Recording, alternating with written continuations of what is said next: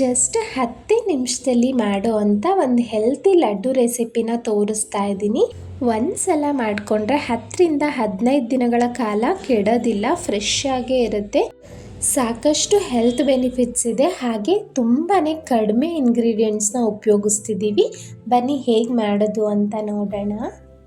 Stove ಹಚ್ಚಿ PAN ಇಟ್ಟು 2 table spoon ಆಗುವಷ್ಟು ಒಣ ಕೊಬ್ಬರಿನ ತೊಗೊಂಡಿದ್ದೀನಿ. ಒಣ ಕೊಬ್ಬರಿಲಿ ಹೆಲ್ತಿ ಫ್ಯಾಟ್ಸ್ ಇದೆ. ಆದಷ್ಟು ಡೈಲಿ ಅಡುಗೆಗಳಲ್ಲಿ ಬಳಸೋದಕ್ಕೆ ಟ್ರೈ ಮಾಡಿ. ಮಕ್ಕಳಿಗೆಲ್ಲ ಕೊಡೋದ್ರಿಂದ ತುಂಬಾ ಒಳ್ಳೆಯದು. ಒಣ ಕೊಬ್ಬರಿಲಿ ಕಾಪರ್ ಆ್ಯಂಡ್ ಮ್ಯಾಂಗನೀಸ್ ಇರೋದ್ರಿಂದ ಬ್ಲಡ್ ಸೆಲ್ಸ್ ಫಾರ್ಮೇಷನ್ಗೆ ಹಾಗೆ ನಮ್ಮ ಬೋನ್ಸ್ ಹೆಲ್ತ್ಗೆ ತುಂಬಾ ಒಳ್ಳೆಯದು. ಈಗ ಲೈಟಾಗಿ ಈ ರೀತಿ ಫ್ರೈ ಆಗ್ತಿದ್ದಂತೆ ನಾನು ಇದನ್ನು ತೆಗೆದು ಪಕ್ಕಕ್ಕೆ ಇಡ್ತಾ ಇದ್ದೀನಿ. ಈ ಫ್ಲೇವರು ಸಹ ತುಂಬ ಚೆನ್ನಾಗಿರುತ್ತೆ ಈ ರೀತಿ ಡ್ರೈ ರೋಸ್ಟ್ ಮಾಡೋದ್ರಿಂದ, ಬಟ್ ಲೋ ಫ್ಲೇಮಲ್ಲೇ ಮಾಡಬೇಕು.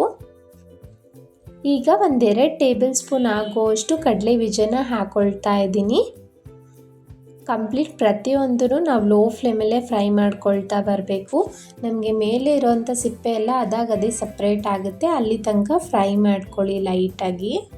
ಆಲ್ಮೋಸ್ಟ್ ಎಲ್ರಿಗೂ ಗೊತ್ತಿರುತ್ತೆ, ಕಡಲೆ ಬೀಜದಲ್ಲೂ ತುಂಬಾ ಬೇಕಾಗಿರೋ ಅಂಥ ಪ್ರೋಟೀನ್ ಇರುತ್ತೆ, ವಿಟಮಿನ್ ಇ ಇದೆ, ಆ್ಯಂಟಿ ಆಕ್ಸಿಡೆಂಟ್ಸ್ ಇರುತ್ತೆ, ಹಾಗೆ ಹಾರ್ಟ್ ಹೆಲ್ತ್ಗೂ ತುಂಬಾ ಒಳ್ಳೆಯದು. ಇನ್ಸ್ಟೆಂಟಾಗಿ ಎನರ್ಜಿ ಪ್ರೊವೈಡ್ ಮಾಡುತ್ತೆ. ಈಗ ಸುಮಾರು 2-3 ನಿಮಿಷ ಫ್ರೈ ಮಾಡ್ಕೊಂಡಿದ್ದೀನಿ. ಈ ರೀತಿ ಸಿಪ್ಪೆ ಸಪ್ರೇಟ್ ಆಗ್ತಿದ್ದಂತೆ ಸ್ಟವ್ನ ಆಫ್ ಮಾಡಿ ಒಂದು ಪ್ಲೇಟ್ಗೆ ತೆಗೆದಿಡ್ತಾ ಇದ್ದೀನಿ. ನಂತರ ಅದೇ ಪ್ಯಾನ್ಗೆ ಲೋ ಫ್ಲೇಮ್ ಇಟ್ಕೊಂಡು ಇಲ್ಲಿ 1 ಕಪ್ ಆಗೋಷ್ಟು ಬಿಳಿ ಎಳ್ಳನ್ನು ತೊಗೊಂಡಿದ್ದೀನಿ. ನೀವು ಕಪ್ ಎಳ್ಳು ಬೇಕಾದರೂ ತೊಗೋಬೋದು. ಈಗ ಲೋ ಫ್ಲೇಮಲ್ಲೇ 2-3 ನಿಮಿಷ ಲೈಟಾಗಿ ನಿಮಗೆ ಚಿಟಪಟ ಅನ್ನುತ್ತೆ, ಹಾಗೆ ಬಣ್ಣ ಚೇಂಜ್ ಆಗುತ್ತೆ, ಅಷ್ಟು ಮಾತ್ರ ಫ್ರೈ ಮಾಡ್ಕೋಬೇಕು. ತುಂಬ ಹೊತ್ತು ಫ್ರೈ ಮಾಡಿಬಿಟ್ರೆ ನಿಮಗೆ ಕಹಿ ಬಂದುಬಿಡುತ್ತೆ. ಎಳ್ಳಲ್ಲೂ ಅಷ್ಟೇ ಸಾಕಷ್ಟು ಕ್ಯಾಲ್ಶಿಯಂ ಪ್ರೆಸೆಂಟ್ ಇರೋದ್ರಿಂದ ನಮ್ಮ ಬೋನ್ಸ್ಗಾಗಲಿ ಟೀತ್ಗಾಗಲಿ ತುಂಬ ಸ್ಟ್ರೆಂತ್ ಕೊಡುತ್ತೆ. ಸಾಕಷ್ಟು ಫೈಬರ್, ಗುಡ್ ಫ್ಯಾಟ್, ಹಾಗೆ ನಮ್ಮ ಬಾಡಿಗೆ ಬೇಕಾಗಿರೋ ಅಂಥ ನ್ಯೂಟ್ರಿಯೆಂಟ್ಸ್, ಮಿನರಲ್ಸ್ ಎಲ್ಲವೂ ಸಿಗುತ್ತೆ. ನಾನು ಈ ಹೆಲ್ತಿ ಲಡ್ಡೂಲಿ ಬಳಸ್ತಾ ಇರೋ ಅಂಥ ಪ್ರತಿಯೊಂದು ಇಂಗ್ರೀಡಿಯೆಂಟೂ ತುಂಬ ಹೆಲ್ಪ್ಫುಲ್ ಇದೆ. ಮಕ್ಕಳಿಂದ ದೊಡ್ಡವ್ರವರೆಗೂ ಖಂಡಿತ ಎಲ್ಲರೂ ಇಷ್ಟಪಡ್ತಾರೆ. ಟೇಸ್ಟೂ ತುಂಬಾ ಚೆನ್ನಾಗಿರುತ್ತೆ. ಇಲ್ಲಿ ಆಲ್ಮೋಸ್ಟ್ 2-3 ನಿಮಿಷ ಲೋ ಫ್ಲೇಮಲ್ಲೇ ಫ್ರೈ ಮಾಡ್ಕೊಂಡಿದ್ದೀನಿ. ನೋಡಿ, ಈ ರೀತಿ ಇಷ್ಟು ಲೈಟಾಗಿ ಬಣ್ಣ ಚೇಂಜ್ ಆದರೆ ಸಾಕು. ಈಗ ಸ್ಟವ್ನ ಆಫ್ ಮಾಡಿ ಇದನ್ನು ಬೇರೆ ಪ್ಲೇಟ್ಗೆ ಹಾಕ್ಕೊಳ್ಳಿ. ಆ ಬಿಸಿಗೆ ಸೀದೋಗೋ ಚಾನ್ಸಸ್ ಇರುತ್ತೆ. ಬೇರೆ ಒಂದು ಪ್ಲೇಟ್ಗೆ ಹಾಕ್ತಾ ಇದ್ದೀನಿ. ಇದು ಒಂಚೂರು ಆರಲಿ. ಇಲ್ಲಿ 1-2 ಟೇಬಲ್ ಸ್ಪೂನ್ ಆಗುವಷ್ಟು ಎತ್ತಿಡ್ತಾ ಇದ್ದೀನಿ. ಇದು ಯಾಕೆ ಅಂತ ಕೊನೆಯಲ್ಲಿ ಹೇಳ್ತೀನಿ. ಈಗ ಒಂದು ಮಿಕ್ಸಿ ಜಾರ್ಗೆ 3 ಏಲಕ್ಕಿ ಫ್ಲೇವರ್ಗೋಸ್ಕರ ಫ್ರೈ ಮಾಡಿರೋ ಅಂಥ ತೆಂಗಿನಕಾಯಿ ಹಾಕ್ಕೊಳ್ತಾ ಇದ್ದೀನಿ. ಅನಂತರ ಹುರಿದಿರೋ ಅಂಥ ಎಳ್ಳನ್ನು ಹಾಕ್ಕೊಳ್ತಾ ಇದ್ದೀನಿ. ಸಣ್ಣ ರಿಕ್ವೆಸ್ಟ್, ಯಾರೆಲ್ಲ ಸಬ್ಸ್ಕ್ರೈಬ್ ಆಗಿಲ್ಲ ಸವಿ ಕಿಚನ್ ಕನ್ನಡಗೆ ಪ್ಲೀಸ್ ಸಬ್ಸ್ಕ್ರೈಬ್ ಮಾಡಿ.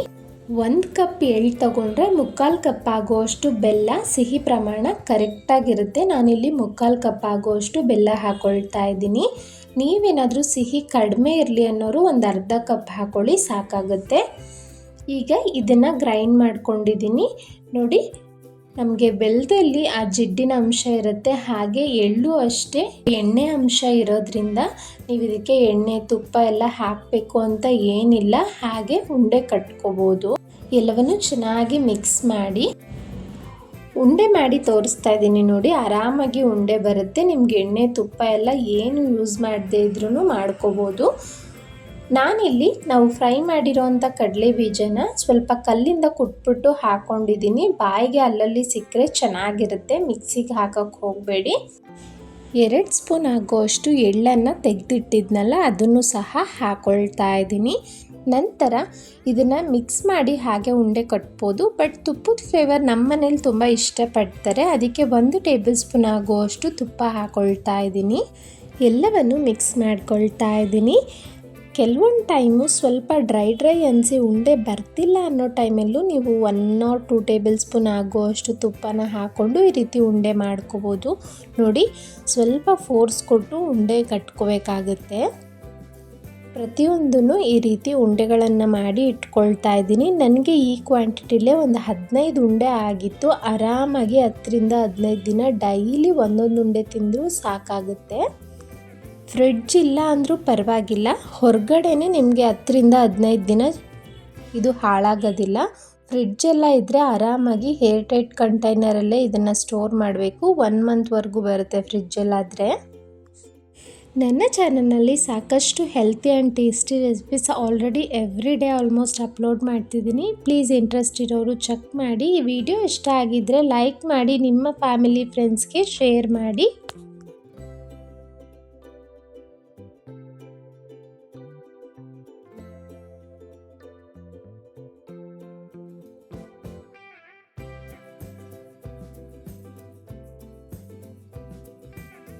ಹಾಗೆ ವಿಡಿಯೋ ಹೈಪ್ ಮಾಡೋದನ್ನು ಮರಿಬೇಡಿ. Thank you so much.